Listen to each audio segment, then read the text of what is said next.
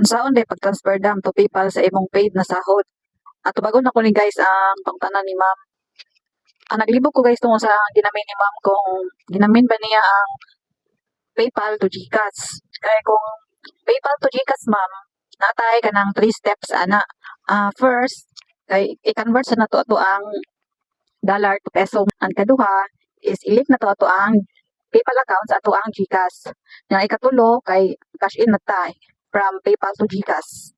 I-open lang ang GCash mo ato sa profile man, i-click na to ang my link account. Then i-click ang PayPal. So di na ako siya ma-click guys no kay nakalink naman ko. Nalang mo i-fill up diha dapita guys para malink ta ninyo inyong PayPal. Then i-click na pud ang kanang na-cash in guys. Then i-type nimo diha sa search bar ang imong PayPal nga nakalink. So dili na makita guys no kung pila ang imong balance sa imong PayPal. Nga na-convert na pud siya og peso guys. Basta i-click lang na nimong next gani guys. So automatic na siya mapunta na sa imong GCash balance ang imong gikan sa PayPal. 500 mo gud ang minimum nga ma-payout guys mong di na ko siya ma-click ang next. So mao ra to guys. Salamat sa pagtan-aw. Unta na may rakatunan. Follow and share para makapalo sa atong uban. Thank you.